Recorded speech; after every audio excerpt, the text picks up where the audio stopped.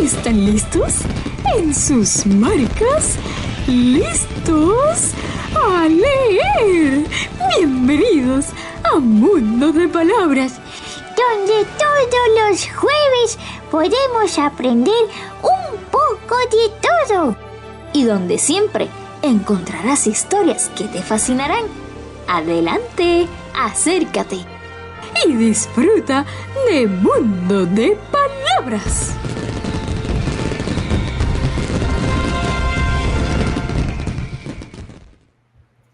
Hola amigos de Mundo de Palabras, bienvenidos aquí a su programa de radio.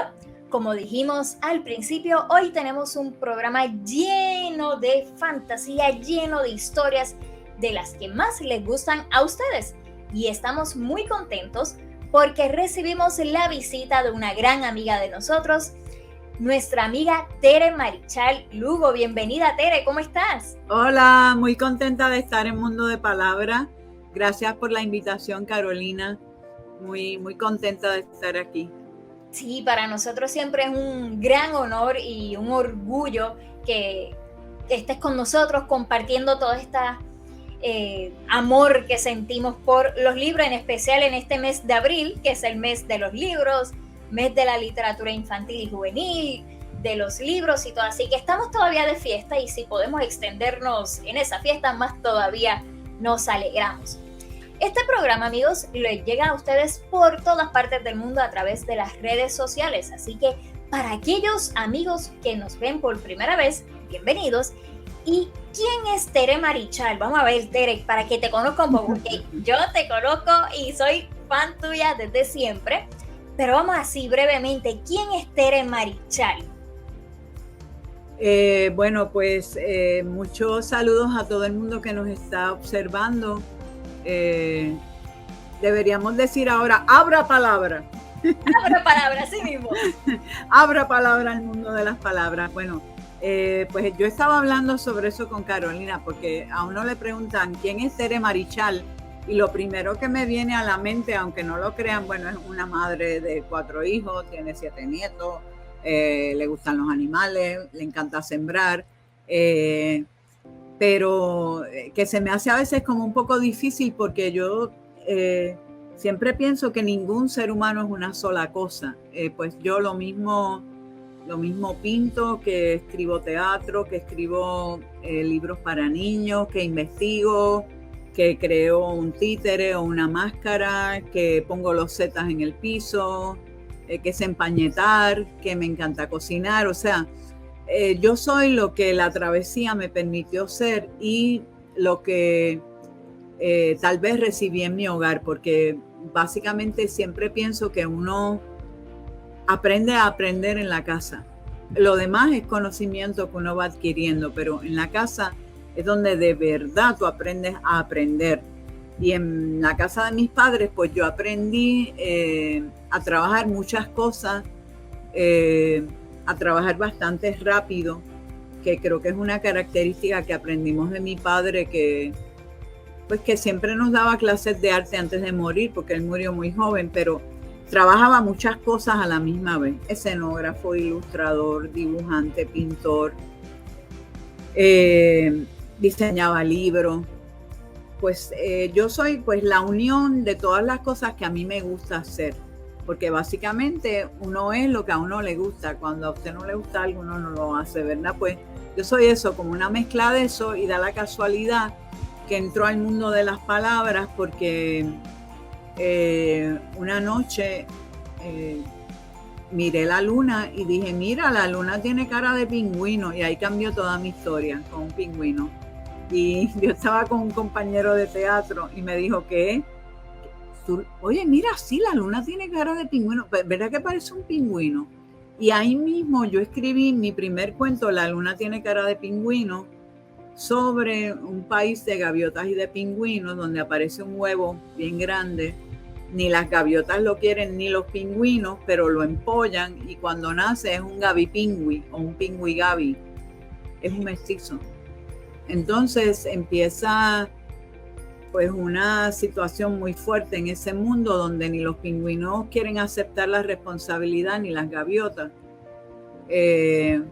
y cuando Pingüi Gaby, que volaba y que también nadaba, porque era un pingüino que tenía alas de gaviota, cuando llega a cierta edad se empieza a haber muchas disputas en esa comunidad por la cuestión de que si siguen naciendo Gaby Pingüis o Pingüi Gaby, pues imagínense lo que va a pasar, ¿no?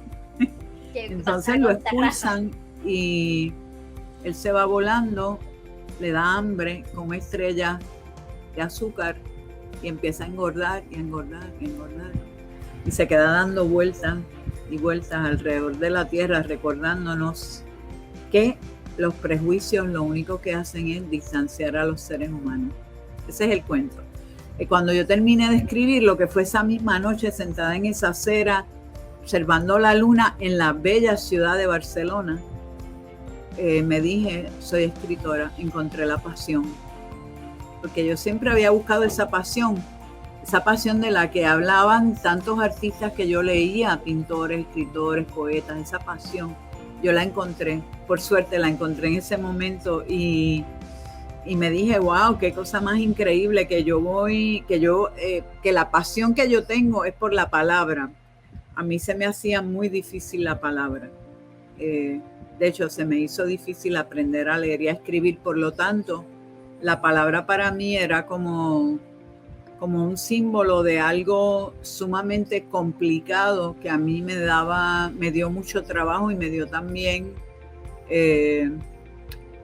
pues muchas situaciones bastante duras, porque ustedes saben cómo son las escuelas, que entran 40 distintos y la escuela los quiere obligar a ser todos iguales y aprender a todos de la misma forma y que todos tienen, o sea, entonces cuando la gente es diferente o tienen problemas de aprendizaje, sufrimos mucho, porque el prejuicio, las burlas, es una cosa que no cesa a pesar de tanto tiempo, ¿verdad? Y tantos avances tecnológicos y tantos avances en el mundo de la ciencia, en el mundo de las humanidades.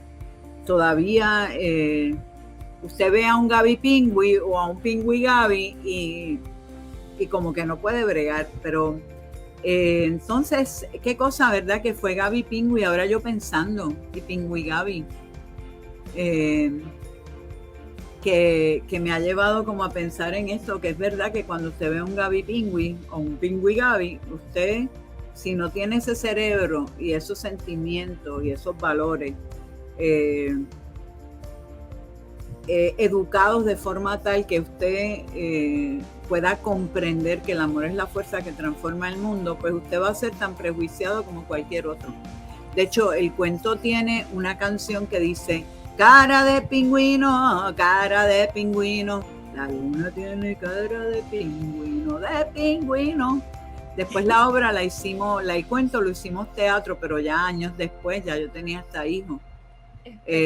Nunca lo he publicado y no sé si algún día lo publique, porque hay muchos de mis cuentos que siempre pienso que son cuentos libres y que no los quiero amarrar a un papel, que el que los escuche y los quiera contar, pues chévere. Que aprenda. Tengo un montón de cuentos libres. Sí, así porque que me quiero someter a eso, ¿no? Porque no todo puede estar amarrado a un papel. Me gusta eso, pues, amarrado a un papel. Ajá, entonces pues déjame ver, pues yo he ido aprendiendo poco a poco, aprendí a dibujar también, observando y también para sobrevivir. Y además de que me encanta pintar paredes. Este mural que está atrás lo pinté yo. Oh, wow. A mí toda la cuestión visual me encanta. En Barcelona también hice teatro de títere.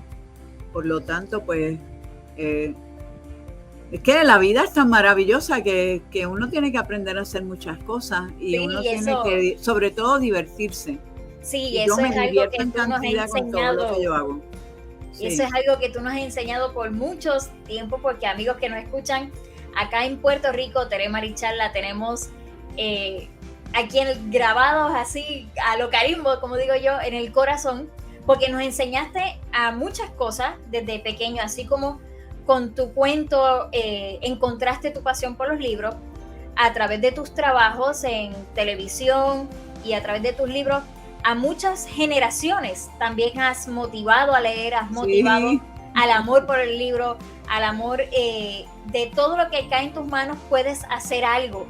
Recuerdo en tu programa de televisión, los segmentos, tú decías, de cualquier cosa tú los rehusabas, convertías en una marioneta, y eso ha sido algo que ha calado muy profundo en cada uno de nosotros y de generaciones. Así que a los que nos ven a través de las redes sociales, si pueden y tienen la oportunidad de buscar a esos videos, que de seguro debe haber alguno por el ciberespacio, conozcan un poco de este trabajo de Tere Marichal, nuestra autora, nuestra dramaturga, productora, entusiasta de la promoción de la literatura infantil, de la juvenil, de la libertad, del amor por el ambiente. Bueno, si sigo hablando, somos muchas cosas para ti. Tú puedes ser mi representante. ¿Verdad? Sí, porque la verdad es que eres la inspiración para muchos de nosotros, y en especial para acá, nosotros en Mundo de Palabra. Y hablando de inspiración, siempre nos cuentas que estás en busca de un cuento especial, de ese personaje que quieres presentarle al mundo entero, toda su faceta. Y aunque este personaje es pequeñito, la cucarachita Martina, cuéntanos de este gran personaje que muchos de nosotros conocemos una versión, pero tú me has comentado que has encontrado varias, está en una investigación. Cuéntanos de esa aventura con la cucarachita Martina. Bueno, pues mira, cuando yo era pequeña, mi mamá y mi abuela, yo las recuerdo contando el cuento de la cucarachita Martina. Me acuerdo me compraré con este centavo, me compraré una tacita de azúcar. ¡Ay, no! Porque voy a engordar mucho y se me va a acabar enseguida. También, ¿y cómo usted hace, señor perro? ¡Wow! ¡Ay, no! Que me asusta. Usted me va a asustar. Para aquella época, recuerdo que cuando era pequeña, a mí me encantaba el cuento porque mi mamá lo contaba muy lindo.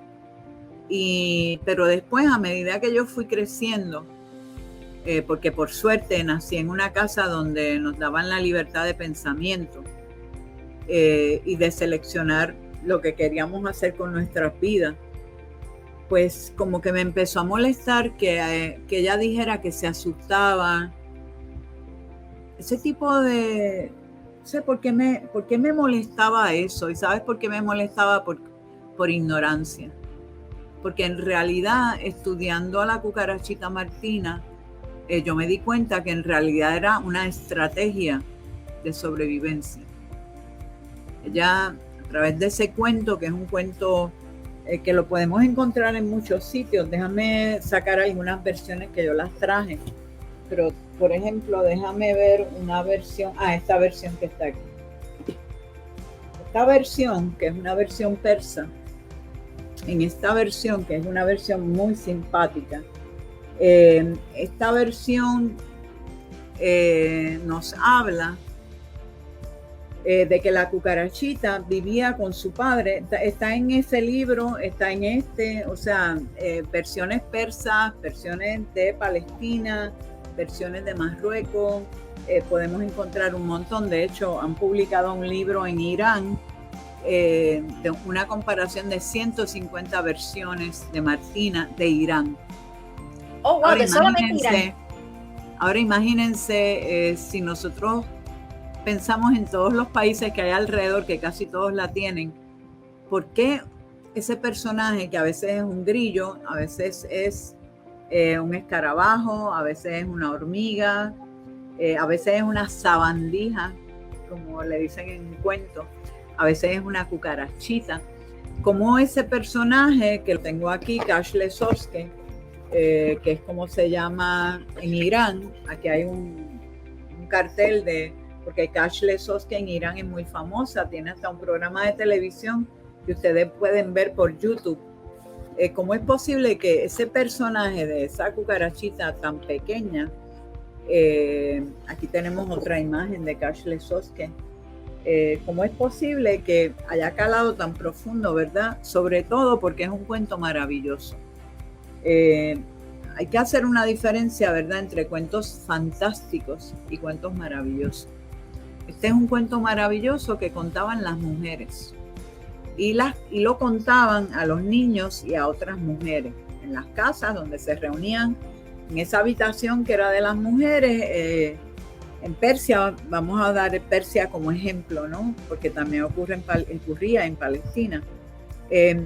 Los hombres no entraban a esa habitación porque los cuentos maravillosos no se hicieron para que los hombres los escucharan. Los hombres contaban cuentos históricos. De hecho, hay una técnica de narración persa muy bella que era básicamente de hombres. Ahora por fin hay una mujer que está contando los cuentos históricos. Pero volviendo nuevamente a Martina, porque el tema de narración oral, eso es un mundo aparte, ¿no? Que nos podemos envolver un montón porque es uno de mis temas preferidos, pero volviendo a Martina, esas mujeres persas que estaban en esas habitaciones contándose estos cuentos maravillosos, cuentan el cuento de esta pequeña cucaracha que vivía con su padre en una cueva. El padre llega un día malherido, un cocinero le ha pisado una pata y el padre le dice a ella: vas a tener que bajar a Ramadán para encontrar un marido, porque así en las condiciones en las que yo estoy no te puedo facilitar la comida. A duras penas puedo conseguir comida para mí, pero tal vez si tú vas a Ramadán consigues un esposo. Entonces Cucarachita se ve a sí misma y dice: pero ¿cómo yo voy a ir en estas condiciones? Entonces se hace un vestido con una hoja de cebolla. Se hace unos zapatos con una almendra que pica por la mitad. Se hace una capa con la hoja de una berenjena. Coge jugo de cereza y se lo pone en el cachete y en la boca. Y se echa polvo dorado por la cabeza. Ya ustedes irán viendo cómo todos estos símbolos. Wow, es que saben que Cucarachita es un mundo tan intenso y tan profundo que hoy yo tuve una reunión y estuve 2 horas hablando de Cucarachita. Me tuve que parar porque tenía que venir para acá. Pero la gente estaba fascinada así pensando, pero ¿cómo es posible? Y yo así mismo. Bueno, el caso es que ella decide bajar, va a la ciudad, se encuentra con el carnicero. El carnicero no le habla según el concepto de ella de una forma apropiada. Y ella lo regaña y le dice: ¿cómo es posible que yo teniendo este vestido, que yo teniendo esta capa, estos zapatos, tú me hables así? Entonces él cambia la forma de hablar y le habla entonces casi de una forma poética. Y ella le dice, él le dice: ¿te quieres casar conmigo? Y ella le dice: ¿y con qué tú me pegarás cuando tengamos una discusión? Y él coge el mazo con el que ablanda la carne y hace: yo te pegaré con el mazo de ablandar la carne. Te pegaré y te pegaré y te pegaré. Y ella le dice: no, tú no me pegarás, tú me vas a matar. Por eso no me caso contigo, tú me vas a matar. Y ella sigue caminando. Y así se encuentra con el sastre, y a todos le hace la misma pregunta. Y la pregunta es: ¿con qué tú me vas a pegar? Claro, traducido ya en América y traducido para niños. Recuerden que estamos hablando de un cuento que crearon de forma oral las mujeres en Medio Oriente. Y esas mujeres, a través de estos cuentos maravillosos, podíamos ver una voz de protesta, que es lo que ellas están haciendo. Ninguna de ellas podía salir a la calle sola, ninguna podía hacer lo que hacía Martina, ninguna podía cuestionar con quién me quiero casar. Sí podían cuestionar con qué tú me vas a pegar, porque era la experiencia inmediata que ellas habían vivido. Ellas sabían que los hombres tenían derecho a pegarles, entonces esa es la pregunta que ellas hacen. Ahí es cuando el cuento se va volviendo un cuento, una voz de protesta, ¿no? De protesta, sí. Lo que pasa es que en Puerto Rico añoñamos todo, ¿sabes? El añoñamiento que tenemos es una cosa que uno dice: ya, por favor, ya. Los niños escuchaban estos cuentos también. Entonces, imagínense la diversión que ellas pasaban al salir a la calle a través de Martina, al decirle al carnicero tú no me vas a pegar, tú me vas a matar. Sí, reflejar lo que quisieran ellas decir. Claro. De Martina. Y decir lo que era. Tú me vas a matar. Para una mujer en ese momento, y les estoy hablando que yo he encontrado versiones que son anteriores al siglo XVIII. En ese momento, una mujer o un personaje femenino, ¿no?, enfrentar al hombre de esa forma,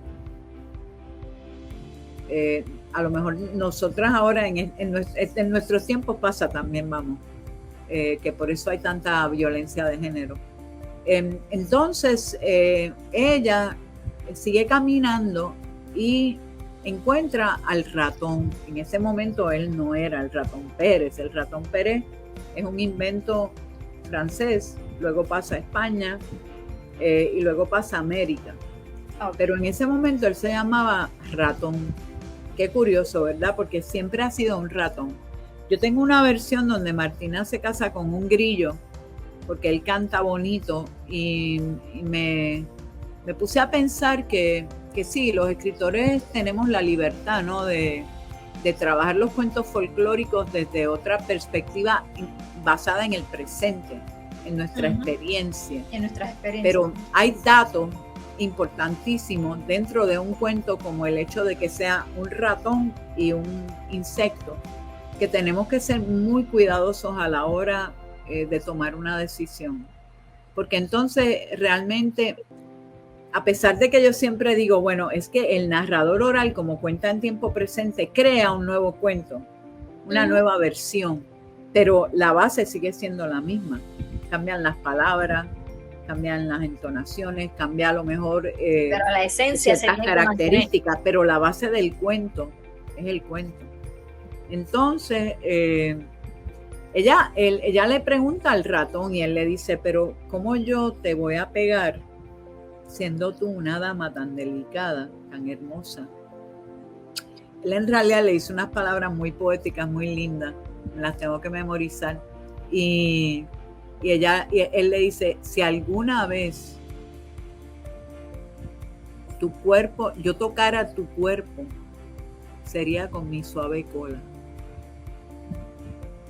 Y entonces ella dice, contigo me he de casar porque tú a mí no me vas a matar. Claro, ese cuento no termina ahí, ese cuento tiene muchos finales diferentes. En unos, quien muere es Martina, no el ratón. En otro, el ratón cae en la olla y se quema completo y los vecinos lo ayudan, muy parecido a una de las versiones cubanas. Los vecinos lo ayudan y lo sacan. En otras, ninguno de los dos muere. En otras, los dos caen al agua, pero los dos se salvan. Eso yo creo que dependía mucho del contador que contaba la versión. Ese es mi perro Pepe, pero no se preocupen. Pepe, cada vez que pasa alguien por ahí, Pepe. Él quiere dar su opinión de cucarachita también. Claro. Pues no, mira, él me avisa de todo, muchacha. Me protege, sí, como loco. ¿Por pero dónde me quedé? En los finales de Martina, por ejemplo. Los diferentes finales. Tengo aquí un libro que lo escribió, lo recopiló un inglés en el siglo XIX, y él, la versión que él recopila, que es de la cultura Bakhtiari, aquí está el escarabajo, que es Martina, está el ratón y está la hormiga. Y el escarabajo ama mucho a ratón, pero ratón se busca una segunda esposa y ella se suicida. Wow. Sí, que dependiendo de la versión de donde provenga, también se refleja las actitudes, la cultura, la flagelación. Sí, está porque interesante. Es que, sabes que en Martina es un cuento bien complejo, bien complicado, además de que es un cuento sobre el apareamiento, tiene mucha sexualidad. Nosotros no lo vemos porque como nosotros tendemos a minimizar todo a una visión como si los niños no pudieran entender. Y como ha venido... A veces he visto versiones que se quedan como cojas, pero acuérdense que estas versiones se las contaban las mujeres. Sí, ahora regresamos a Mundo de Palabras. ¿Qué será lo que vamos a aprender ahora? Sí, pero cada versión de las que yo he leído, por ejemplo, yo leí una versión que es de Marruecos, que es una mujer, como tú y como yo, que le pide a Alá, a Dios, que le dé una hija, aunque sea tan fea como un grillo. Y ella pare un grillo, una grilla. Una grillita. Chiquita. Entonces, cuando esa grilla crece, le dice a la madre, espérate un momento, Pepe. Ok, perdonen, pero esto es parte de la vida. No se preocupe. Querían saber quién es Tere Marichal, pues Pepe es parte de mi vida. Ok, entonces ella le dice a la madre, me quiero casar, quiero tener novio, quiero buscar un novio. Y la madre le dice, bien, pero recuerda tu tamaño. Recuerda casarte, buscar un novio que sea pues bastante parecido a ti. Y ella está en la ventana y ¿quién aparece por allí? El señor Camello. El camello. Entonces, recuerden que estas mujeres están en una habitación encerrada, contándose historias o lavando ropa o cocinando. Dentro de todo ese encerramiento, el cuento maravilloso es una forma de volar, de reírse, de salir, de transformar la realidad. Entonces el camello le dice, ¡ay, qué hermosa! ¿Te quieres casar conmigo? Y entonces ella le dice, ¿qué dote me dará? Y él le pone un montón de pulseras de oro en el bolsillo del vestido. Entonces ella va donde su madre y le dice, mamá, tengo un pretendiente. ¿Quién es? Tiene la cabeza bien grande, tiene los ojos bien grandes, tiene la boca bien grande y tiene las orejas bien grandes. Y no es yo digo acá, y no es el lobo feroz, cuando se lo cuento a los niños, y no es el lobo feroz. Pero esas preguntas y esas observaciones las encontramos desde hace siglos, ¿no? En los cuentos que los seres humanos se han contado. Entonces ella le dice, pero hija, él no tiene tu tamaño, te puede lastimar, devuélvele la dote, que con ese no te debes casar. Y ella dice, es verdad, mamá. Va y le devuelve la dote. Entonces viene el mulo, la mula. Ajá. O el burro. El burro. Viene un caballo, vienen animales bien grandes. Y todos le dan la dote y la mamá le dice lo mismo, hija mía, pero ¿qué es eso? Qué grande es. Te va a hacer daño. No te puedes casar con él. Busca uno de tu medida, de tu tamaño. Entonces llega el ratón y ella le dice, mamá, ha llegado el ratón. Y entonces hacen una boda porque el ratón... Ese sí era del tamaño, ese claro, sí era la de cada. Tiene más tamaño. Tiene más tamaño para estar con ella. Entonces, se casan. El resto de la historia es bien complicada porque se van a vivir a la casa del ratón. Un día deciden ir a lavar ropa. Ellos pasan por varios mares con los nombres de en ese momento que tenían los mares. Y entienden que esos mares son tan grandes que en esos mares no van a poder lavar toda su ropa. ¿Entiendes? Esa gracia de reírse de la inmensidad, teniéndola ahí al frente. Pero ¿cómo vamos a estar en ese mar tan grande? Ahí ni siquiera vamos a poder lavar la ropa. No tiene agua suficiente para lavar nuestras ropas. Porque tanto ratón como ella van juntos a lavar ropa. Ella no va sola a lavar ropa. Entonces encuentran la huella del pie de un burro que está llena de agua porque ha llovido y él dice, aquí sí que podemos lavar la ropa. Este es de nuestro tamaño. Pero se les ha quedado el jabón y el ratón corre de nuevo a buscar el jabón para lavar la ropa. De ahí en adelante suceden muchas cosas. El cuento no simplemente termina con el caldero encendido y que él se cae en el agua porque quiere comer.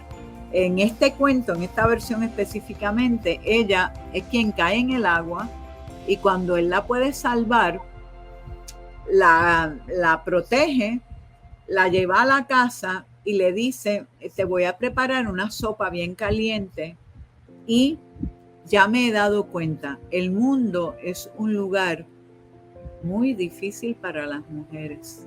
De ahora en adelante no saldrás nunca más de aquí.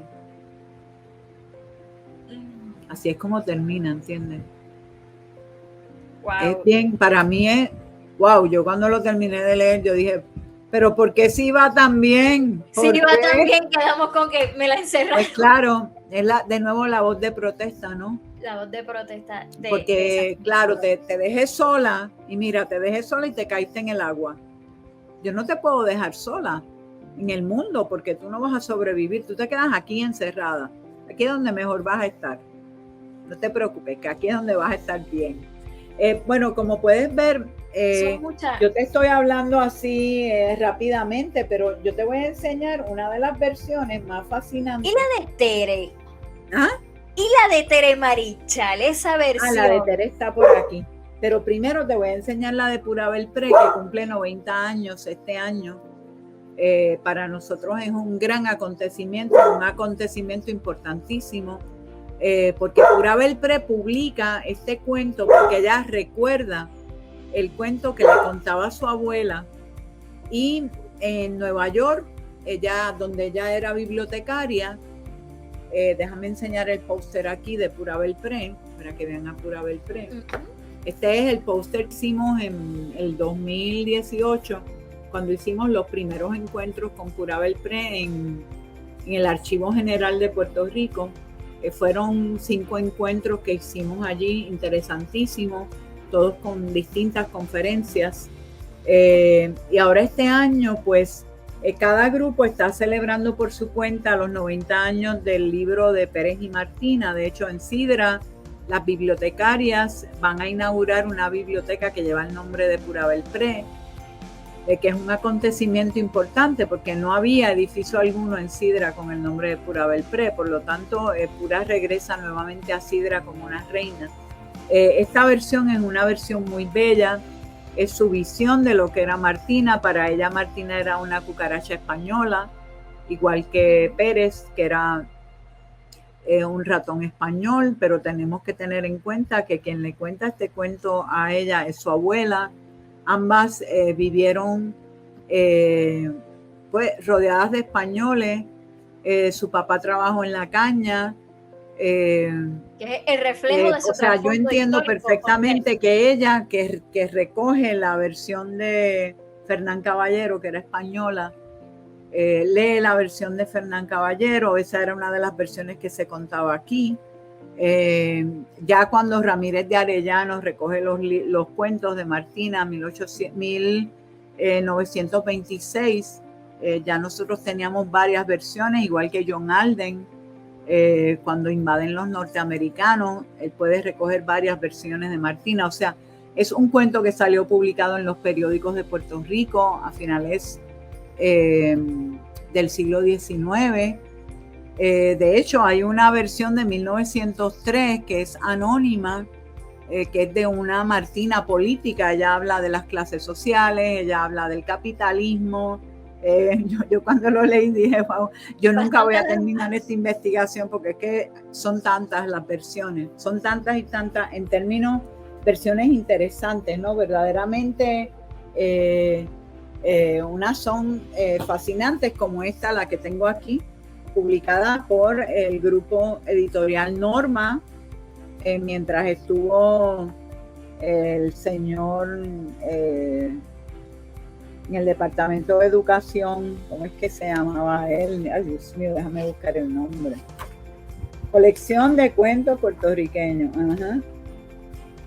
Este es para mí esto es un clásico, porque el día que yo veo una cucaracha rubia de ojos azules con el pelo como flip, la barriga por fuera, vestida de rosa, con minifalda, con camisita, y que uno de sus sueños, cuando encuentra el dinero, es comprarse un negligé.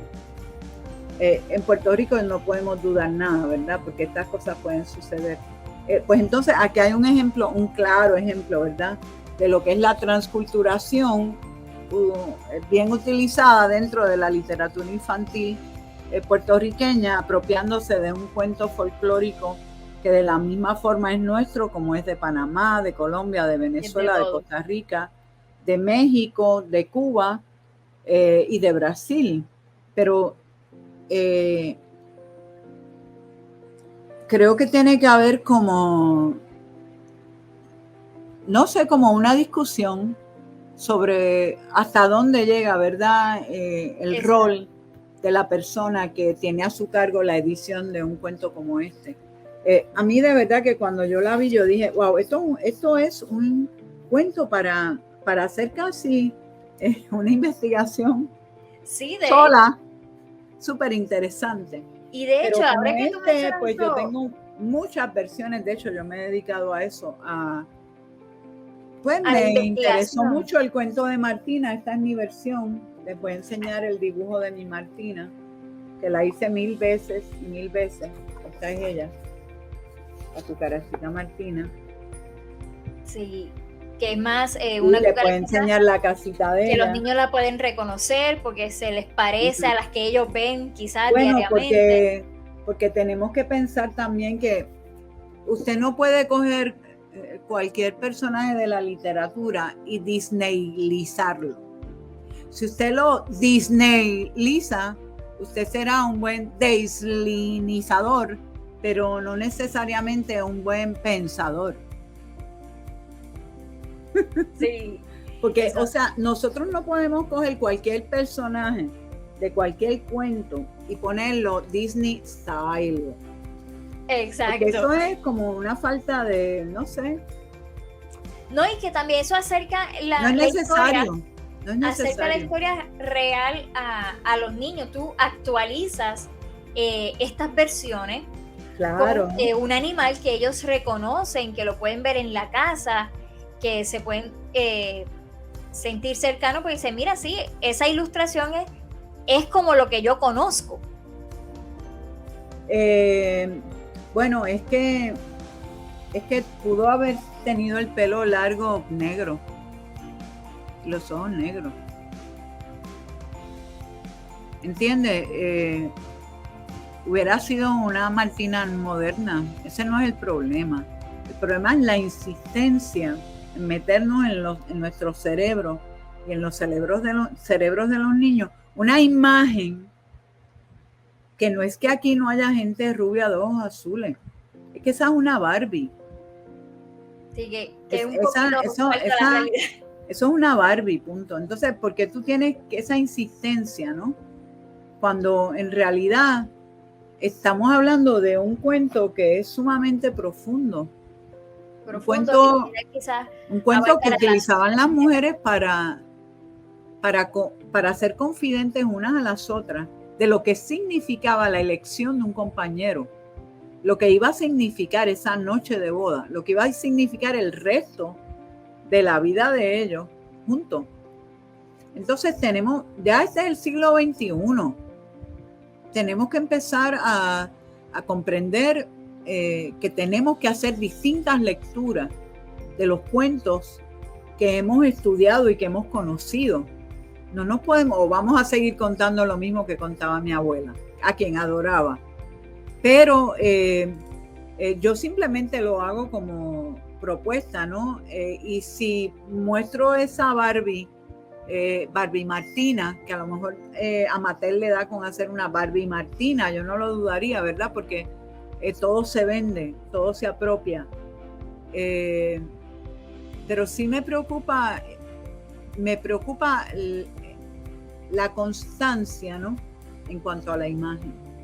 Para mí ese libro yo lo cuido muchísimo porque muy pocas personas lo tienen, así que lo cuido en cantidad. Pues un día yo haciéndome la pregunta, volviendo al inicio, cuando mi mamá me contaba el cuento, que ella decía, ay, no, que me da miedo. Y yo me puse a pensar, ¿por qué será que a mí me molesta eso? A mí me molesta eso. Y yo quería entender. Que le diera miedo. Esta fue la pregunta.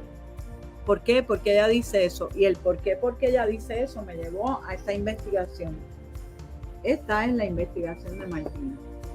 Y cuéntanos, ¿cómo es ese Falta proceso? todavía, ¿verdad? Porque es que ahora tengo que comprarme otra carpeta porque no todas las versiones que no están impresas en libro me cupieron aquí.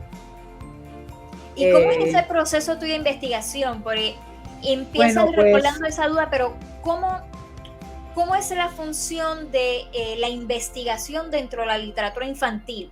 Porque me he encontrado con personas que a veces me dicen, es que literatura infantil eso es solamente escribir un cuento y ya está, o un poemita, y como tú dices... Pero tú dime quién es esa gente para yo mandarlos a buscar.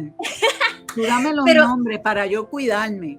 Pero dentro de la literatura que te diga a ti una observación como esa, tú tienes que alejarte de esa persona, querida. Todo lo que es nocivo hay que sacarlo de la vida. Sí, porque pero alguien a mí me dice eso y yo, menos mal que no me lo ha dicho porque tú sabes cómo yo soy, ¿verdad? Sí, muy apasionada. Pero ¿cómo es el proceso investigativo? ¿De dónde empieza? Yo te voy a decir que yo investigué este cuento desde la mirada de la contadora de cuentos. Así fue como yo lo investigué. Y claro, a medida que lo fui investigando, porque yo investigo todo cuento que yo voy a contar. Y no hago investigaciones tan grandes como esa, pero normalmente cuando un cuento llega a mí, yo lo estudio mucho, lo reflexiono y pienso por qué razón fue que llegó a mí, porque es que yo tengo la necesidad de contarlo. Y normalmente investigo y siempre pongo de ejemplo La Bella Leila, que es un cuento marroquí que yo conté a principios de la pandemia, La Bella Leila, que cuando yo lo leí, usted sabe cuando se le hace como un taco en la garganta, ¿verdad? Que usted quisiera como que llorar y no sabe por qué.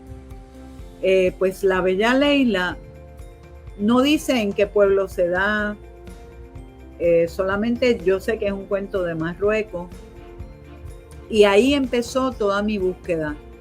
Que en qué pueblo yo voy a ubicar a Leila. Empecé a ver fotografías, mapas, a recopilar fotos y fotos de Marruecos. Fui viendo los pueblos de la costa, porque tenía que ser un pueblo de la costa, en qué pueblo yo quería ubicarlo. Entonces leí la parte de la historia de Marruecos con la invasión francesa. Y entonces ubiqué a Leila con esa invasión francesa en un pueblo de la costa de pescadores, donde actualmente hoy viven muchos pescadores, y ubiqué todo el cuento para contarlo desde la perspectiva política. Claro, ese cuento no te dice nada de política, pero como yo me dejo llevar por la intuición y por mi memoria colectiva que heredé, ajá, y por lo que yo escucho, por lo que yo veo, por mis principios políticos, ubico a Leila, que es una mujer que viste toda de rojo y llega a este pueblo donde viven pescadores. Así es el cuento.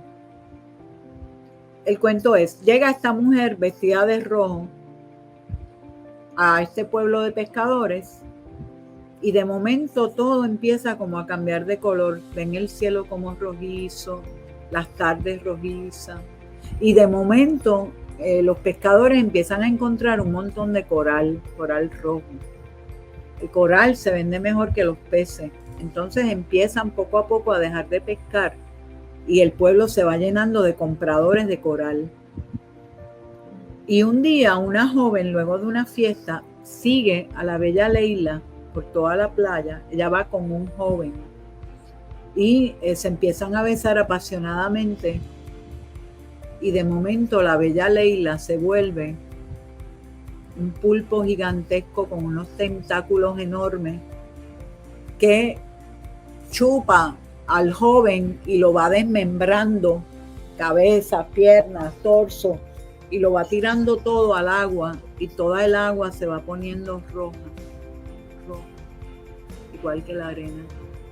Y luego que lo ha destrozado, vuelve a su forma normal.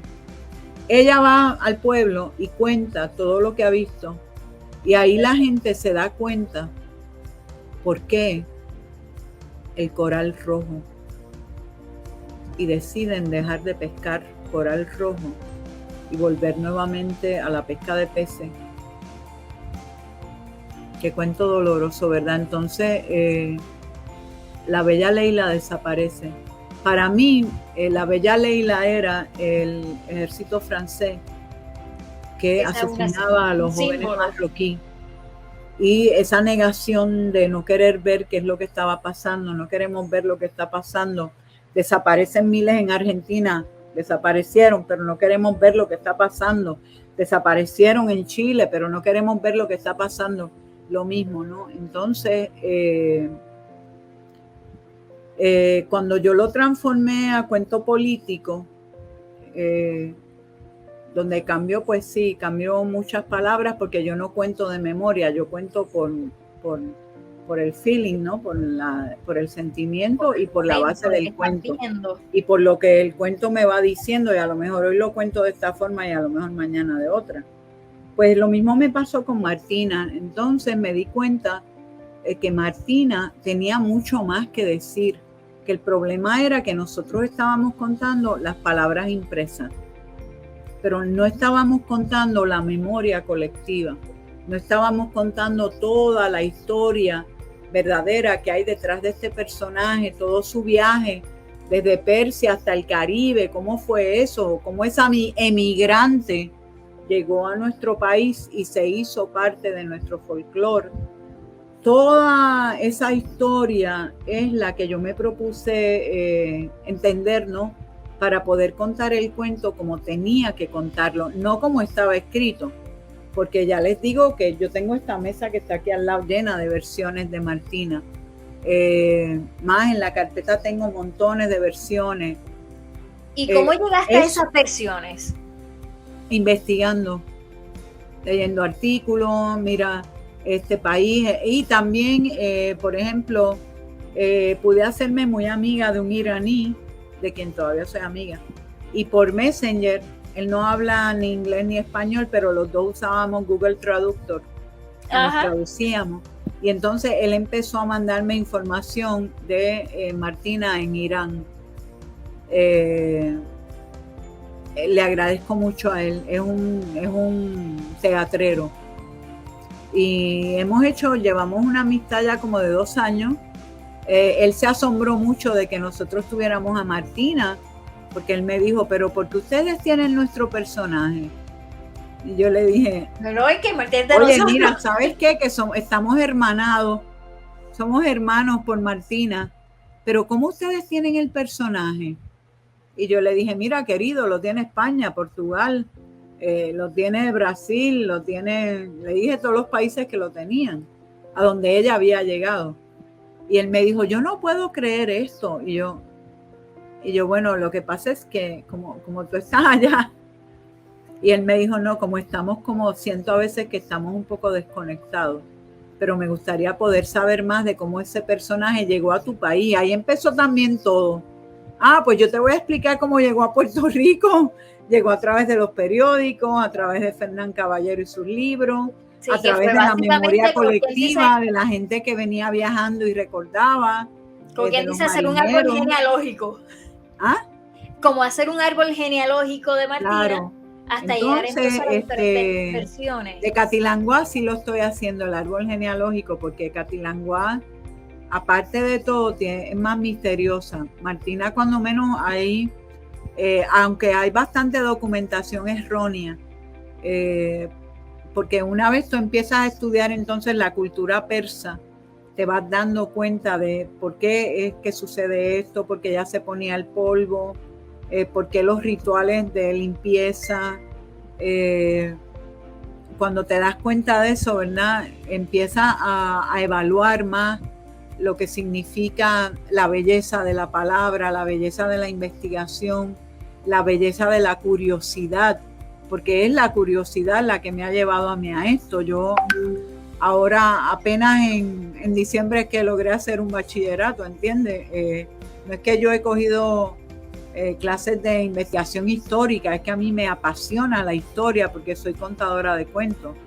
Y el ser contadora de cuentos me ha ido formando a mí. Y esa curiosidad que tiene el contador de cuentos es muy importante para poder contar el cuento como se debe, ¿no? No como tú lo estás leyendo. La lectura del que lo plasmó, sobre todo en un cuento folclórico como este, es una cosa, pero lo que hay detrás, es lo que se investiga. Claro, siempre detrás hay otra cosa. Ay, Cuando tú empiezas a trascender este presente lleno de formica, te das cuenta de que tienes que buscar más allá. Es más allá. Las preguntas tienen que ir más allá. Y no es para uno echárselas de que uno puede ir más allá, porque cada cual administra su curiosidad como desea. Yo tengo una curiosidad que me ha ayudado a ser lo que soy hoy en día, porque yo soy bien curiosa. ¿Cómo es que se ponen los zetas? Pues a mí me dio por poner los zetas en el cuarto de mis hijos. Pues voy a leer libros de los zetas, a leer libros y libros y libros. Pues me hice una experta poniendo los zetas. No te las puedo poner a tu casa, porque ya a esta edad es más difícil para mí. Pero el que busca, encuentra. El que estudia, encuentra. El que busca, encuentra. Claro. Y esa es la idea con la literatura infantil, y eso es lo que siempre queremos, ¿verdad? Que a través de los libros, de todos los cuentos, de los que te llegan solamente de forma oral o los que te llegan descritos, que despierte esa curiosidad, esa creatividad, y que siempre el niño, el joven, busque más información y se abra puertas. Amigos de Mundo de Palabra, ya han escuchado aquí a nuestra querida Tere Marichal, cómo nuestra cucarachita Martina realmente tiene un árbol genealógico y sus raíces llegan a diferentes lugares, que gracias a la investigación que está realizando Tere Marichal hemos aprendido mucho de esos orígenes y de cómo podemos compartir la cultura mundial a través de la literatura infantil. Tere, de verdad que muchas gracias por compartir con nosotros este ratito. Tenemos pendiente, porque sabemos que podemos seguir hablando de muchos otros temas similares. Pues pero de mira, Carolina, te quiero dar las gracias. Lo más importante, tal vez, perdona que lo diga, pero para mí no es aprender de la literatura mundial. Es darnos cuenta que este mundo es así de chiquito, solo hay uno. Y que al fin y al cabo, como dicen los ambientalistas, todos somos uno. Podemos ver la visión de las mujeres a través de un cuento. Y lo que pasaron muchas de estas mujeres que empezaron a contar Martina, son situaciones que muchas mujeres que son víctimas de la violencia de género pasan hoy en día. Quiero recordarles que la conferencia de la travesía de Martina está viajando por toda la isla de Puerto Rico gracias a la Fundación Puertorriqueña de las Humanidades. Básicamente yo estoy visitando escuelas, lo cual me encanta porque, claro, a los niños yo no les hablo de muchas cosas que hemos hablado aquí. Les hablo de una forma más sencilla. Llevo un mapa muy grande donde tenemos que trazar el dedo dónde está Irán, cómo ellos creen que ella viajó hasta el Caribe. Yo les cuento de las distintas versiones, hago el cuento de Cucarachita Martina.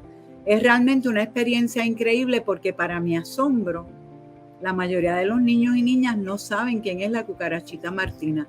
Entonces, en un país donde hemos permitido que el huracán del olvido arranque a nuestros cuentos folclóricos, tenemos que tomar entonces una soga, amarrarlos bien fuerte, uno detrás de otro, empezar a contarlos y defenderlos porque forman parte de nuestra cultura, de nuestra historia. Gracias, Carolina, gracias a todos ustedes, y tal vez podemos hablar en otra ocasión porque de Martina, hay mucha tela para todavía contar. Nos queda tela por hablar, así que gracias. Muchas gracias, Tere, y ya saben, amigos que nos escuchan en Mundo de Palabras, siga sintonizándolos para que viva la magia de las palabras.